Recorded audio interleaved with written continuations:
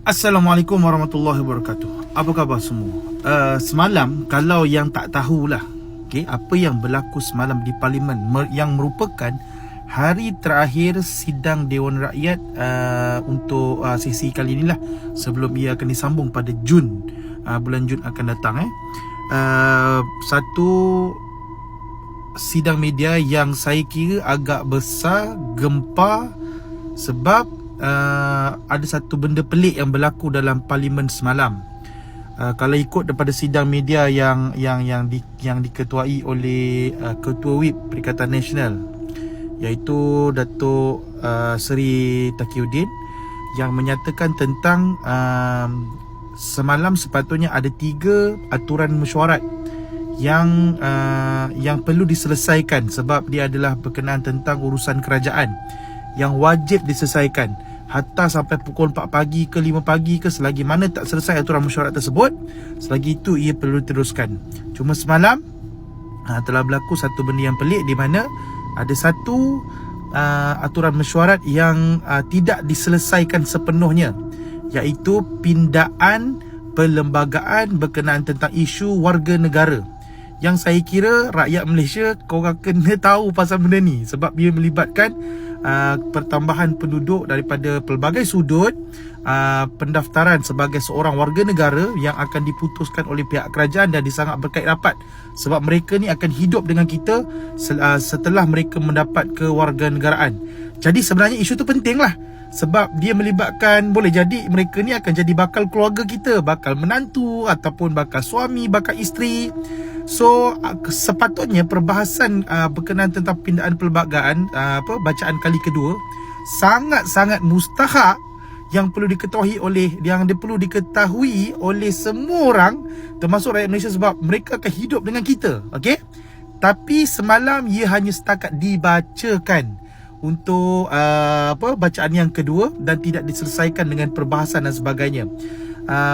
Ada beberapa perkara yang mengejutkan lah yang didedahkan oleh Datuk Taqiyuddin, iaitu pertama sekali, apabila kerajaan menghentikan beberapa tempoh sidang pada pukul 1 sehingga pukul 2.30 dan tutup pada pukul 5.30, sedangkan aturan mesyuarat tak habis lagi. So ini kali keberapa dalam sidang Dewan yang saya kira perlu dilihat kembali tata kelola kerajaan yang ada sekarang ni. Sebagai contoh, sebelum ni pasal Anwar Ibrahim PMX nak ucap titah yang yang mengganggu aturan mesyuarat. Kali ni pula jadi macam ni lah kan. So satu perkara memang kena tengok balik kan, cara tata kelola yang selalu disebut-sebut, digembar-gembor kepada rakyat kan. Maknanya sidang habis awal dalam keadaan ada perkara yang tidak diselesaikan, dan perkara tersebut sangat penting. Itu yang pertama. Yang kedua adalah tentang bila nak buat sesuatu pindaan perlembagaan, biasanya kerajaan akan buat libat urus, bertanya dengan NGO, pemegang-pemegang taruh, termasuklah parlimen pembangkang. Kemudian dia akan ditabelkan kepada Majlis Raja-Raja untuk dipersetujui sebelum dibentangkan dalam sidang parlimen. Apa yang berlaku?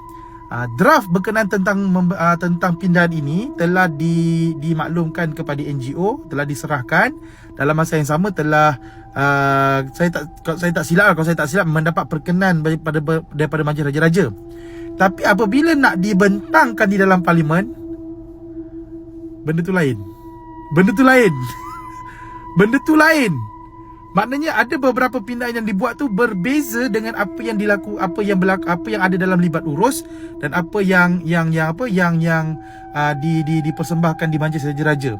Jadi pindaan yang sepatutnya dibuat semalam adalah satu pindaan yang tak, kalau dikatakan dalam sidang media tersebutlah, tidak dapat konsen kot, ataupun tidak melalui Majlis Raja-Raja yang sebenarnya termaktub dalam perlembagaan untuk sebarang pindaan perlembagaan yang dibuat dalam sidang Dewan Rakyat.